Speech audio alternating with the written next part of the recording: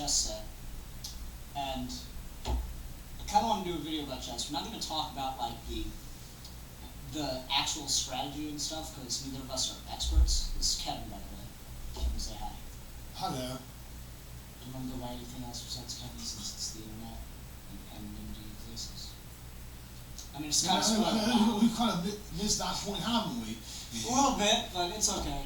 Anyway, so I'm borrowing, like I said, I'm borrowing my dad's chess set, and I figured it'd be an interesting catalyst to talk about chess in its influence beyond games. Because it's just a board game, but you see it used in fiction constantly and other mediums all the time. So it seems like a good idea to play a game of chess. Neither of us are experts. How long did you say it's been since you played? Probably about 7 years. Okay, hadn't been that long for me, but yeah. So. Then the last person I played was my daughter. Yeah. All right. Well, okay. So we're gonna play chess. We're gonna discuss it. You're white, so you go first. So now I have an advantage here.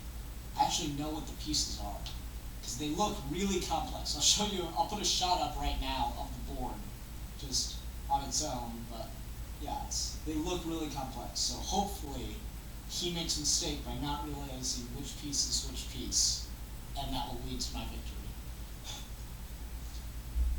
Hopefully I'm not that absent-minded. Well, I mean, they're very, decorated and very, very nice looking, so it's very impossible to do that completely by mistake. Because they do look really similar from the back a lot of them. In any case. Alright, so now you were talking about something before we started here. Star Trek and chess. Yes, Kirk and Spock used to play in the original series. They would end up playing 3D chess. I was going to review the old episodes for the intention of finding out if we played it for the plot. Mm. You remember in the first Harry Potter? Yeah. Ron and Harry are playing wizard chess. Mm-hmm. Pieces with themselves and vision. And then when they're going back to find the Philosopher's Stone, Sorcerer's Stone in America. the Philosopher's Stone, it's nothing. Well, no, the thing is, everyone calls it the Sorcerer's Stone. There would be like an entire section of the audience that's alienated by that statement. If they actually with Nicholas Flamel actually was to be a person, they would know it was supposed to be the Philosopher's Stone. This is one of the things that made Nicholas Flamel quite infamous in his day, because he was supposed to actually create a Philosopher's Stone. This was in the heyday of alchemy in England. Mm. So yes, it did actually rely upon an actual historical character in the creation of the Philosopher's Stone. Why they changed it in America to the Sorcerer's Stone is beyond me. It makes no sense. It's the same kind of object. It's just always been called the Sorcerer's Stone in America. It just never made any sense to me though, because it's not that alchemy is unknown here, and it's not that you don't have other series in which the Philosopher's Stone is utilised. Fullmetal Alchemist, for instance, also utilises the Philosopher's Stone as a key plot component. Mm-hmm. And it's called the exact same. It refers to the exact same thing over here. Even before Harry Potter, it's just always been called the Sorcerer's Stone over here. Really? Yeah. I was not aware of that. Then again, my initial education is in continental literature and some in Japanese literature.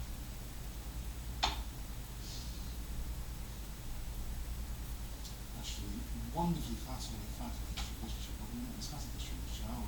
No, not at all, but it's okay. Please, yes. The question I was pondering at the beginning with Star Trek was the question of whether or not the personality of the characters, Kirk and Spock, reason versus experience, played out in the episode. Because you wonder if the character playing is intentionally written to play a particular way because of the personality they possess and their differences as individuals. Mm-hmm. So, do you see this as the plot point, with reason winning out over experience, or experience winning out over reason as this play out into a decision in the plot, which is always the interesting question. Yeah, I'd agree with that. It's interesting to see how they do it. I often find that they use chess in fiction, whether it's movies or it's harder to use in books, especially if you don't have a board right in front of you to play out the description of the game. But it's interesting to see because they use it to like either say this character is planning something, this character is thinking of something that the other character isn't. In your example, it would show this kind of yin and yang kind of thing to it, where you've got these two people who are complete opposites, but they're working together. They're able to work together in interesting ways, and I don't know. It's something that clearly becomes a good way to say something about your character without saying something about your character. So I'm not necessarily certain I agree with that sort of analysis, particularly in the Star Trek example, because I would see it not as character description, but as a plot device for solving a major problem in the episode. That too. I mean, I'm just saying, like, did you see? You haven't seen it yet, but in the new Sherlock Holmes with Robert Downey Jr., it ends like the big thing. The final act is more to do with Moriarty and Holmes playing chess, and they're using it to say this is how I feel about what's been going on between us, but much more so, it's telling you something about the characters. Because Holmes seems to be losing throughout most of the game until Moriarty stands up, and then they start playing it mentally by just calling out the moves without even moving the pieces on the board. And Holmes is able to predict everything Moriarty would do and say, check, mate. Like, within 3 to 4 moves, he describes what he would do, what Moriarty would do, just orally. And there's no argument put up because he's completely right. I'll have to watch the film because I'm very curious to see.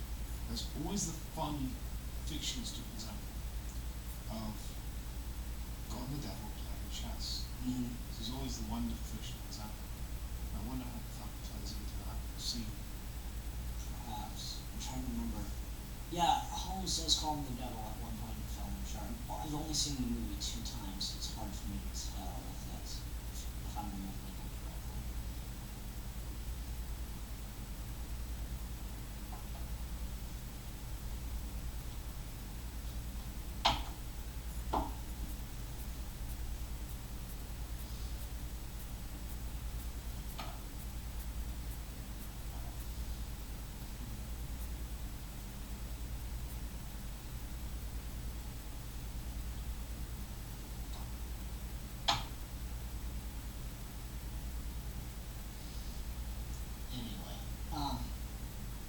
So, alright, so we obviously see it a lot in fiction. Where else do you think you see chess come up as, I guess, a metaphor, but that seems a little too nail on the head, or on the nose, I should say. Like, where else do you think you see it pop up here and again?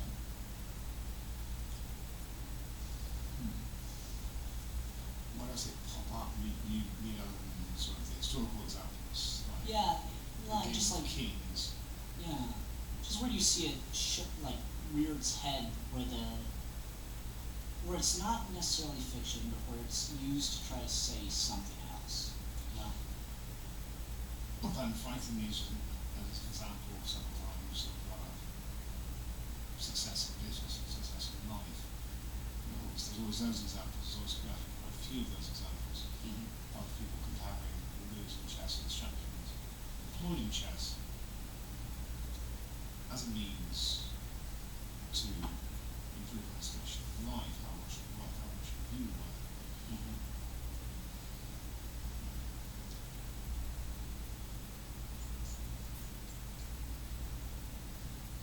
And history's replete with those examples. Well, keep bringing up history. Are there any major historical examples we can think of people playing chess? Like things we really want to see? Like chess matches we wish we could see again, or something like that?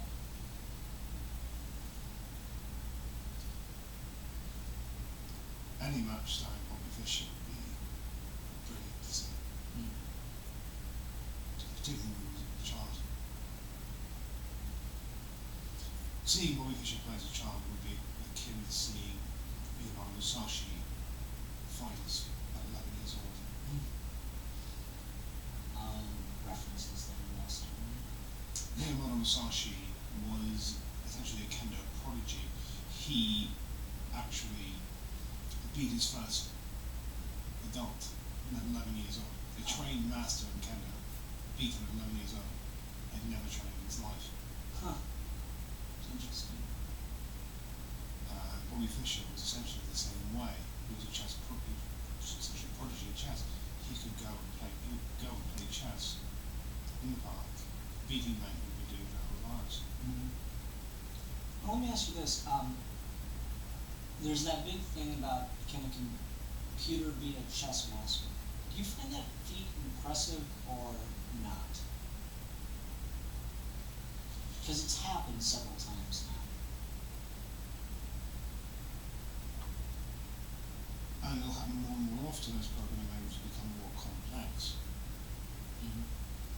The reason it happens is because you can program enough variables, enough knowledge, enough experience into the computer.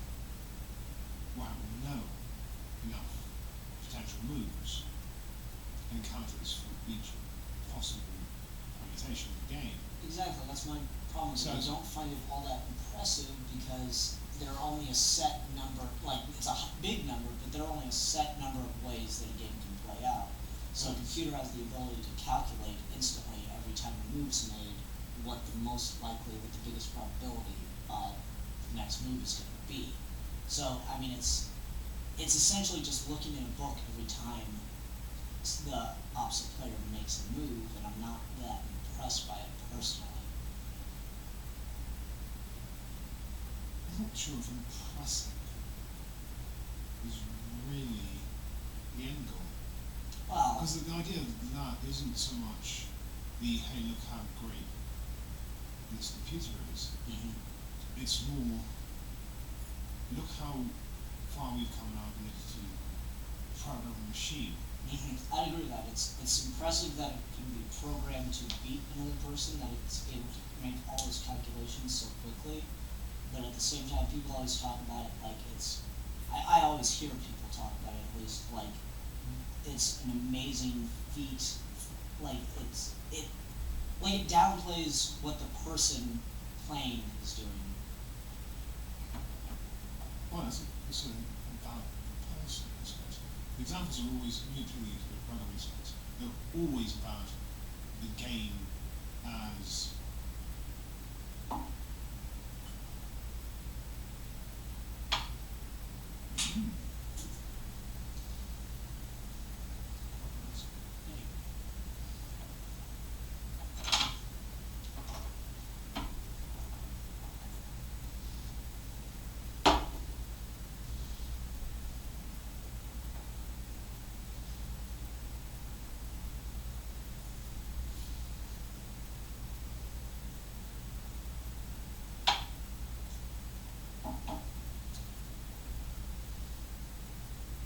convenient saying off the tiles I want you should be on. Rather frustrating. My bad. I'm supposed to let you win. No, you're supposed to make up certain obvious mistakes. So Oh, right. I'm sorry. I'm used to playing with a child.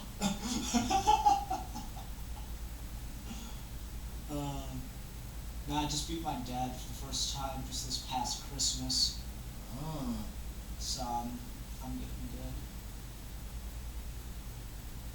Perhaps, maybe. Everywhere. maybe, but I will not become egotistical. That often is my downfall. Oh.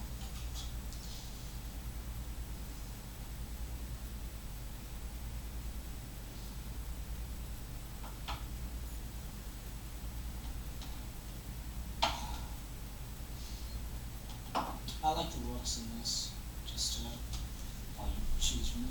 I like the rooks, they look so cool. Like these huge castles.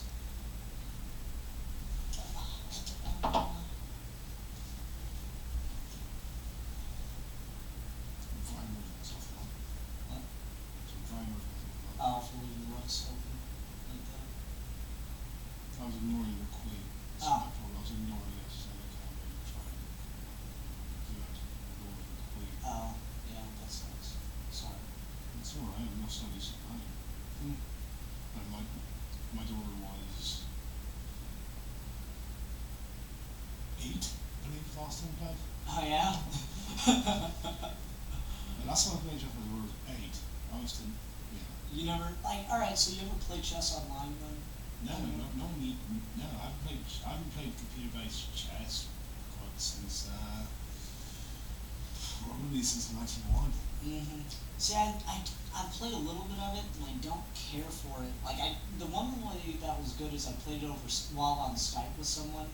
That was okay, but I don't really care for computer-based chess because you don't get to see the hesitation of things like this, you know, where people like, hold on. I feel like it kind of diminishes the game because you don't get to the subtle parts of what someone's thinking.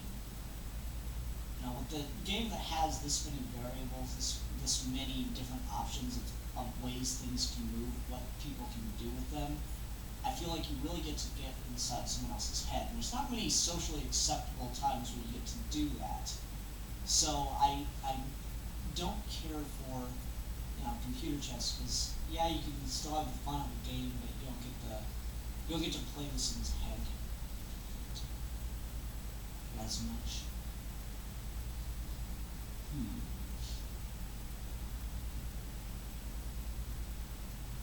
Interesting hypothesis. Anytime.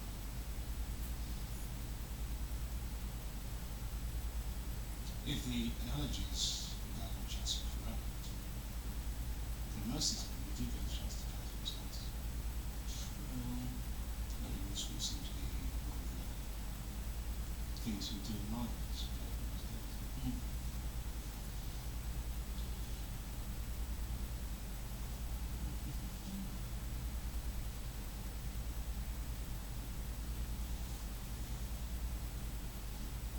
It was funny watching him come in here because, like I said, I told him I borrowed my dad's chess set, but he didn't really have any idea what it was. So he walks in the door and goes, "That is a chess set."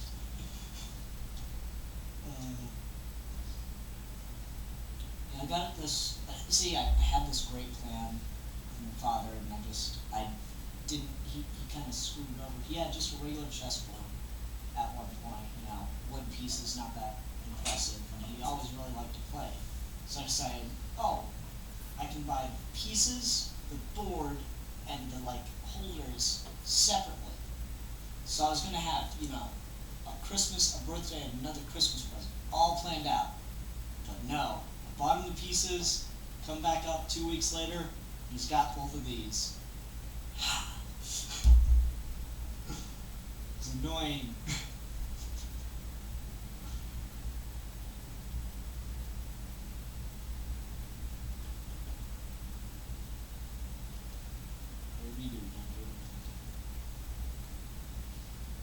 Did I know what I'm thinking of? Exactly. It'd be impressive if you knew what I was thinking of. Yeah, I know. I wish I was like Professor X over here. There's another one. Going back to fiction about Professor X and Magneto. Always playing chess. What do you feel that speaks to?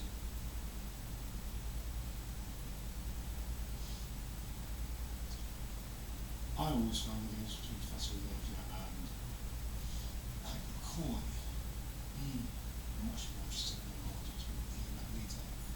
He and Magneto were always, it was always written so transparently. Mm-hmm. You weren't knowing anything about the character, you weren't knowing anything about the plot, you weren't learning the history of them. You learn more of that from other stories, Yeah. not from chess. With chess always seemed to be simply an overt conversational piece, in which, in the event of which they would have a conversation, a very typical conversation for them. Mm-hmm. Well, like weren't they in the movies? I think they were only ever playing one game. Like throughout all 3 of the X-Men movies, I think they only played one game, if I'm not mistaken.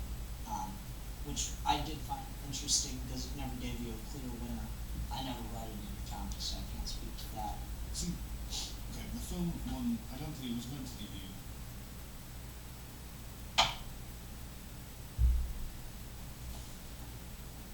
Okay, I did not notice that was. Yeah. You had a path open. So I was like, well, Yes, bishops can jump because they're on dragons, so it's okay. well, if we're going to go with that route, checkmate. Since my queen is riding a dragon. Well, that was a made in one move. No, that doesn't count. Because look, you have to go over and there, but you can't do that. She's over one, so you can't do it. She's riding a dragon. They don't have to fly in straight lines. Yes, they do, because it's chess, and Ian needs contrived ways to make his jokes work.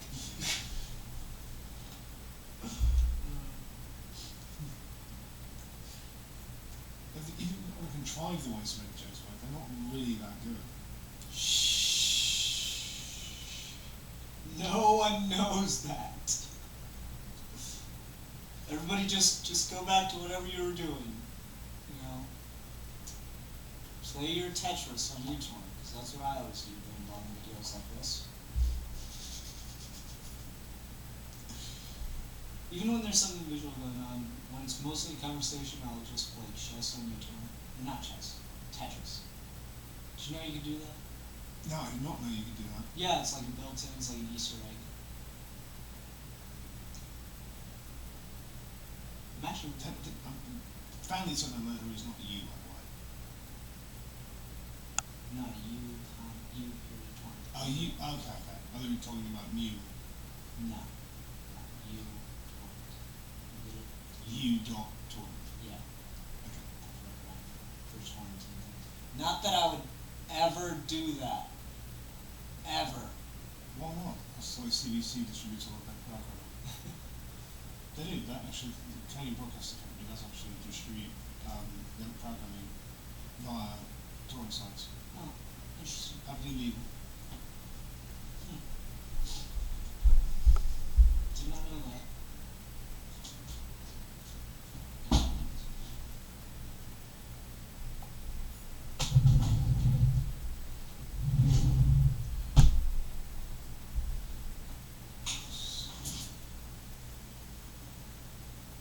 Interesting structural differences. Yeah. I like that my castles are like that's the thing. This is the only time you can call it a castle. I hate when people call rooks castles, but this is the only acceptable time.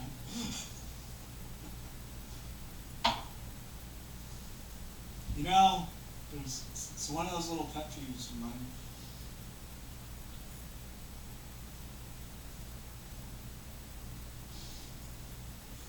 Also, you're funny, your bishop compared to.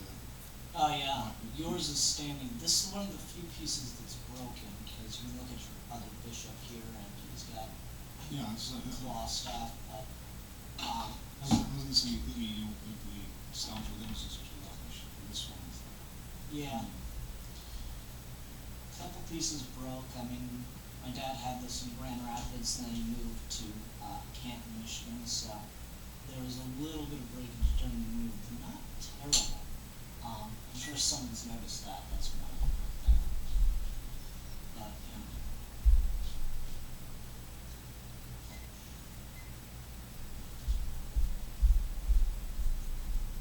Mr. Charleston is one of my favourite movies. Oh, past it. That's all.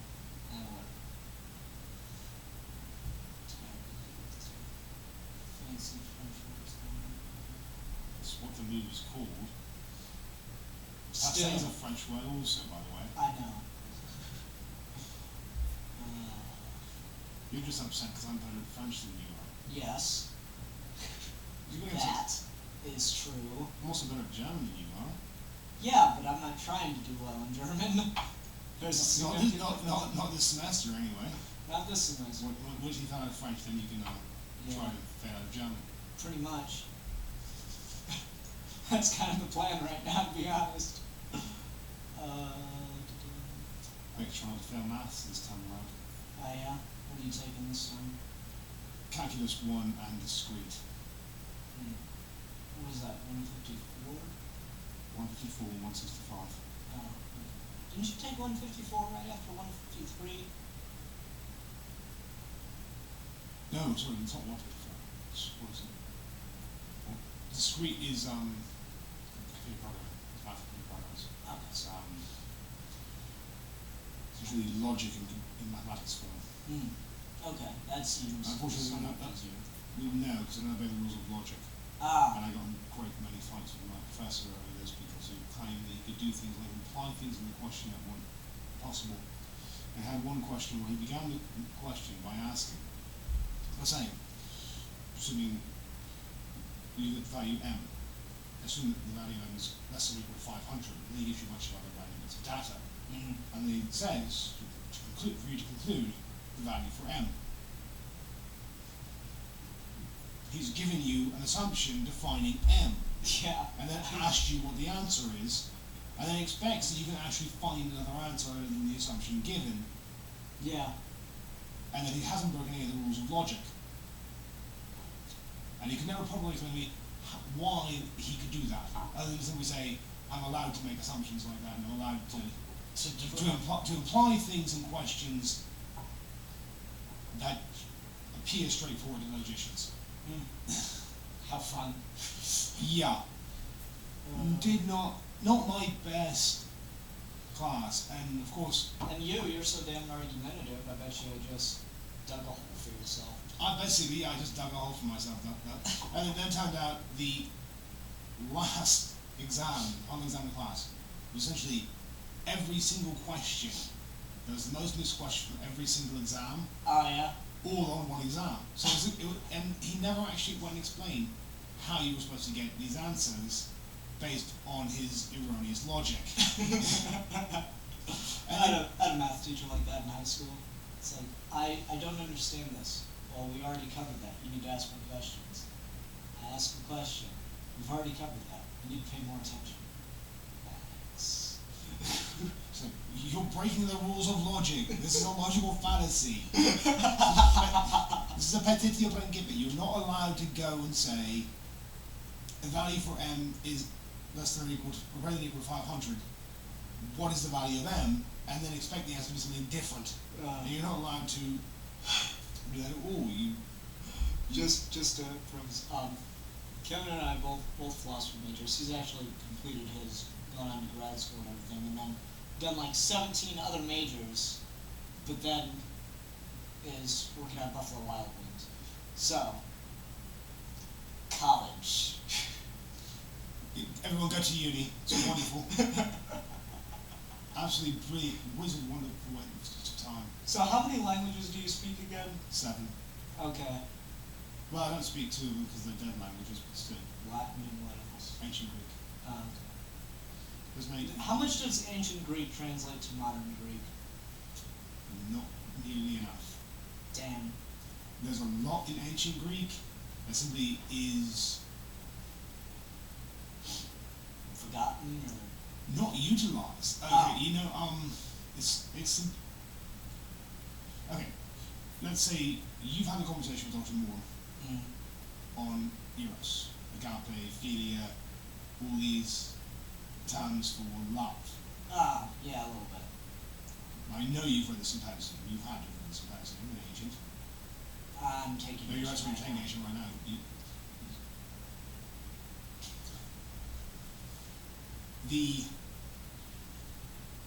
Make a move, then tell your story. Okay. Thank you. Sorry, I just want to make sure that the game keeps moving. The thing is, like I say, you've got these terms for what all translate in English as love. Well, essentially, in modern Greek, they only use agapo. That's annoying. Yeah.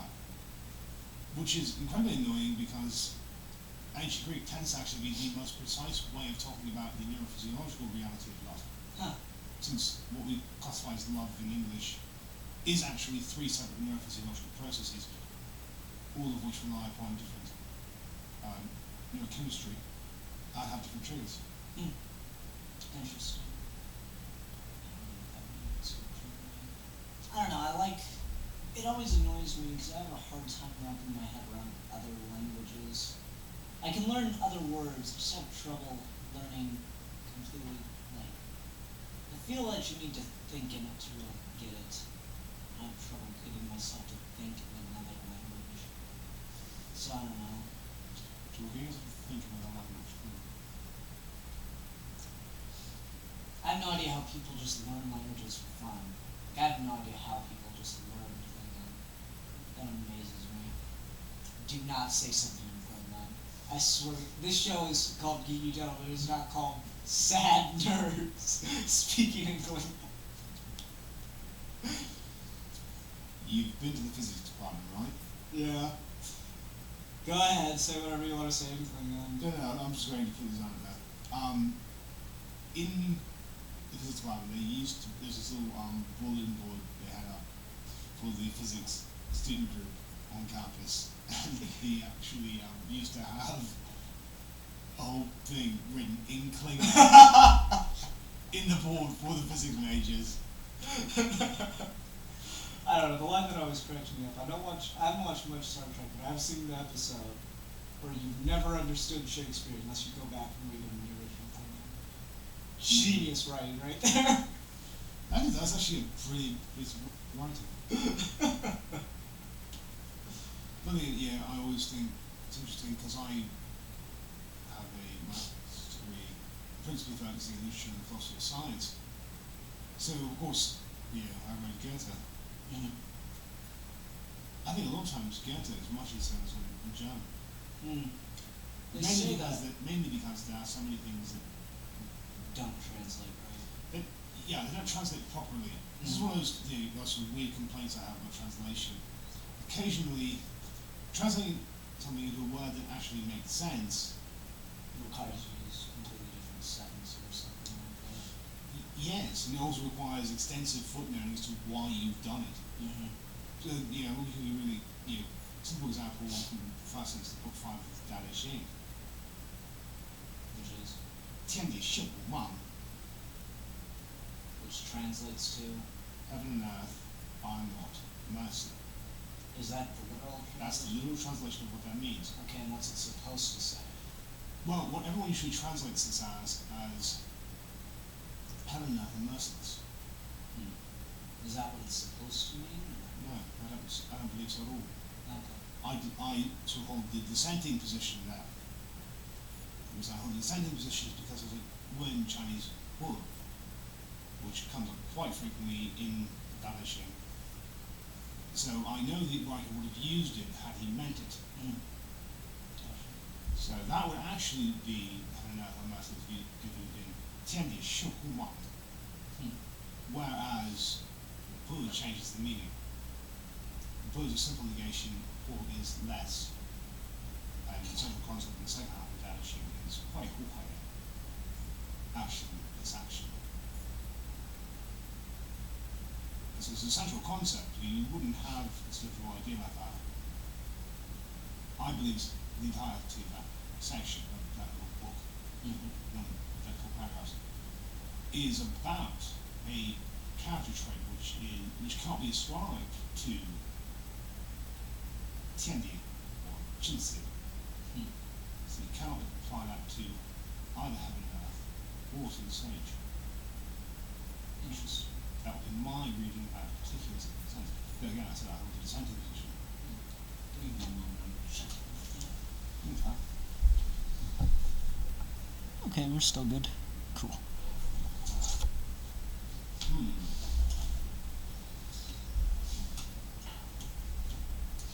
I really don't like that piece there. It's really my This queen? Yes. I wonder I why. keep looking at the corner of my eye. I keep seeing that. Like, okay, I want to move things. I can't move things. It's right there. It's completely distracting me. It's right there. Hey, Kevin. So it's time we go. I guess you could move your neck if you want to.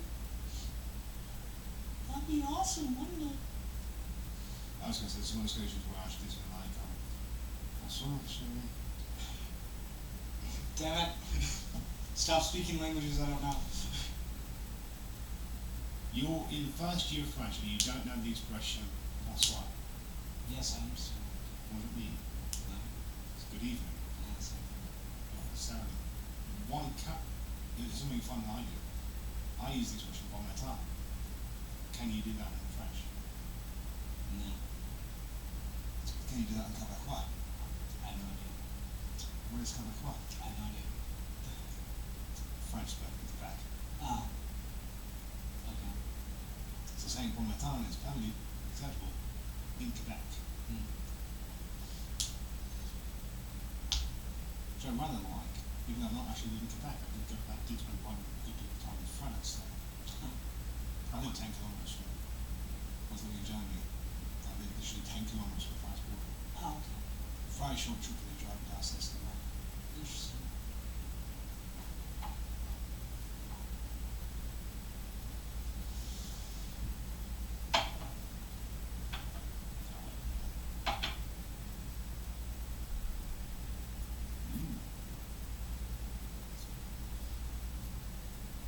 I feel like I've impressed you or something. Yes, you've impressed me by Castle Kingside. Mm-hmm. Quite impressive. I know. I don't see people doing that They don't. because they don't know it's a move.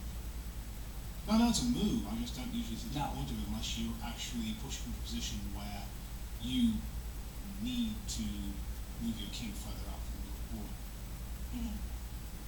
Or you need to move the rook somewhere else. That's usually fairly easy to accomplish. You move your pawn out, you move your forward, and slide in. You're fine. Sometimes.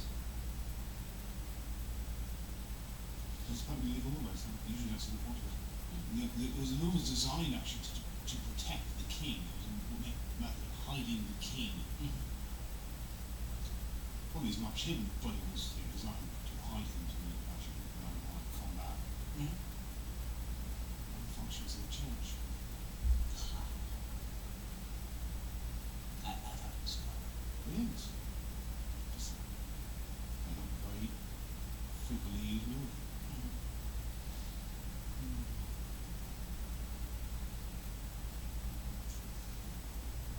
I think it's good we don't have a clock. I'm very glad we don't have a clock because I'm rather abysmally bad at this point. So. It's taking far too long to make simple moves. Yeah, but you're saying things that I don't understand, so everyone thinks you're the smarter.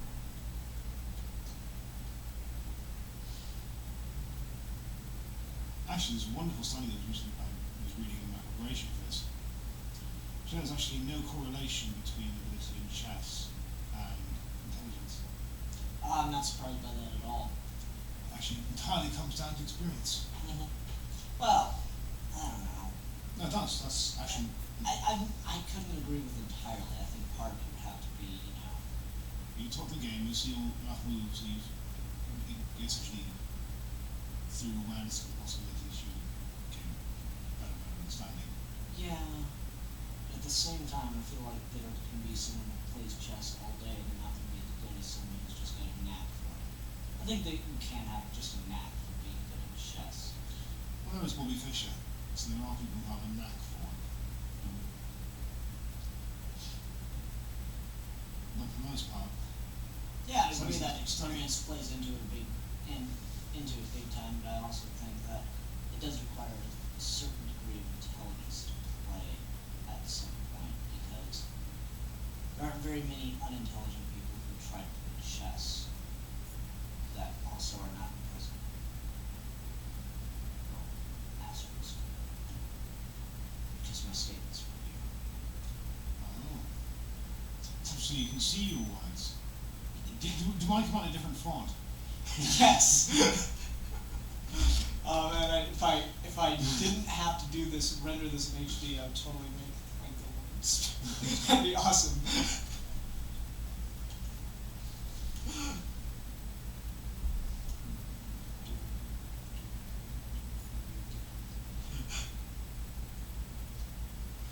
I would have to see this.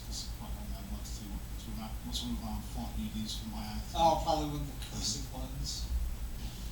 And I'd love to see you trying to spell the words that I'm saying occasionally. I wouldn't do it with all the words. I'd do it with like one sentence because with all the words it would be ridiculous. I don't have that kind of time.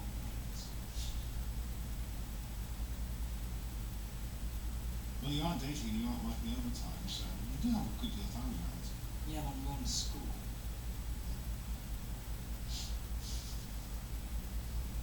You know, the thing you kind of do. I think I kind of do. Might as well give you a reply. I know you're going to do that. Go ahead. Yeah, I like movies. I like to get them out. They need to stretch their legs. Except they don't have legs. They have talons. You're having a wind-up version of chess, so we use a really good jeweler to make all the rooks hold really castle. It's that really rook themselves. That'd be awesome. You're a really good jeweler. Probably. Spend a couple $1 million for a novelty board that you never use because you're afraid of breaking it. Things to do if you ever win the lottery.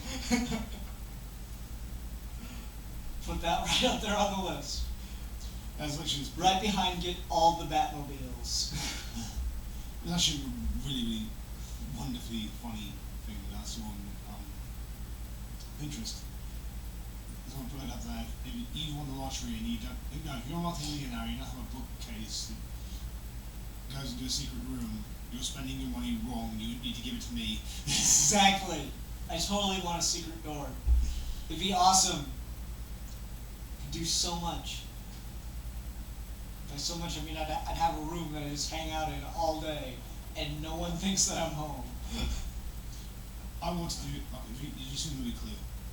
Yeah, I've seen the movie Clue. Yeah, of course, yeah. It's been a while, but yeah. I love that house. The library, the doors are actually bookcases, Mhm. and the curtains behind the cop, you can see it's all books. Yeah. I love that, and I love the secret passage behind the giant portrait. Yeah. I love that one. That was brilliant. So if I ever get if in this fantasy world where I'm granted unlimited money, I want to get basically a flat screen. No audio, no audio devices, so it'd be a little cheaper, just because I'm still going to be cheap. And I want to put it on the wall and use it as a giant portrait-sized digital picture frame. That'd be awesome. Why don't you do it with your regular telly? Because you won't have to do my own. Well, you will eventually have your own place, so you can Yeah, do your own I'm just telly. saying. Nah, but just on the wall, not where anyone would be watching television. Just a cool moving portrait. It's always going to be more interesting to do the projector-based wall screen where you just have.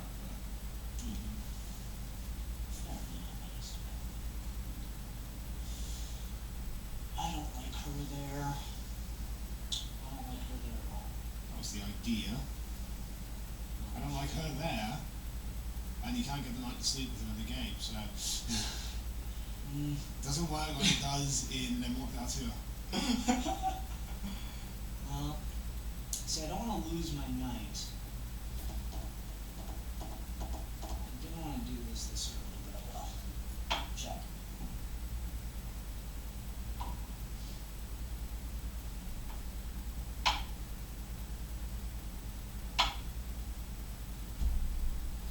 Almost screwed up there. Yeah? Yeah, almost. Say goodnight.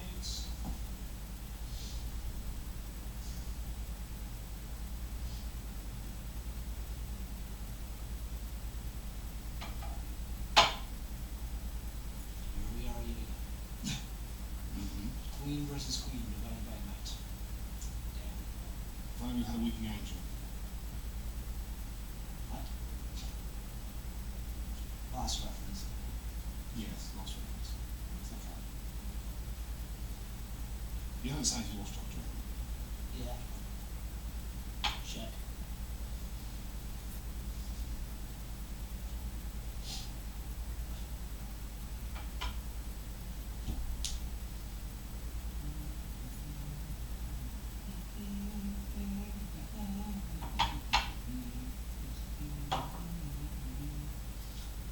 We kind of derailed the conversation about chess. We did. I just realized that we video about chess. We should probably talk a little bit more about chess. Well, we said we wouldn't do strategy too much, but is there anything that you're fond of? I know you said you haven't played in a while, but is there any particular way in which you play that you're fond of? A way in which to play that you're fond of?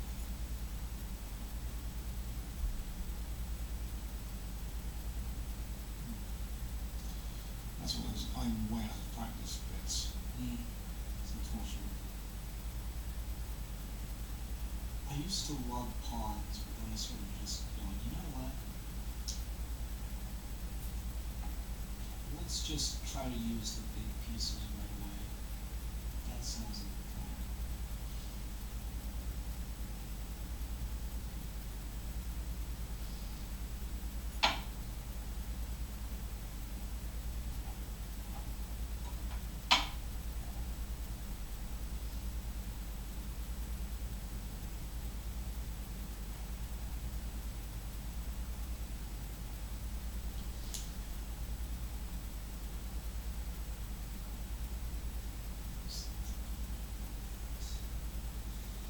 I don't know what to find out. Check.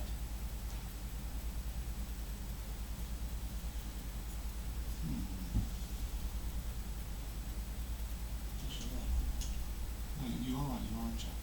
no, I'm just making sure it's not. Yeah, okay. There's no way it's not. No. Ah, that's correct. It's close to me, but it's not me. No, I don't think I couldn't do that because I was thinking he was on the laptop or something. Get back to me.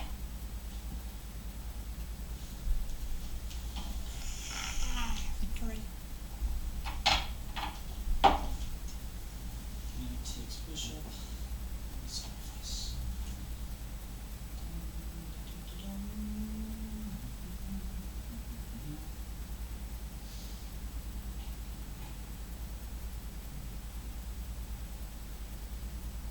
Check. Should I face her towards you?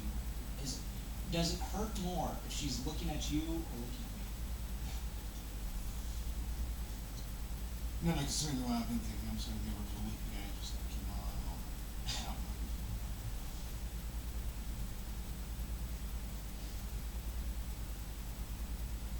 Again, we don't do the right decision in that case. No, not at all. Not even a little bit. I know. So I was talking to my friend Bill, who does this show a lot, and he said you were completely wrong that I could just watch any episode of Doctor Who. I told him, Kevin said I could watch any episode and I'd be good. He's like, that's not true at all. Which episode did he say was the counterexample? No, I just said that's a horrible idea because there's so much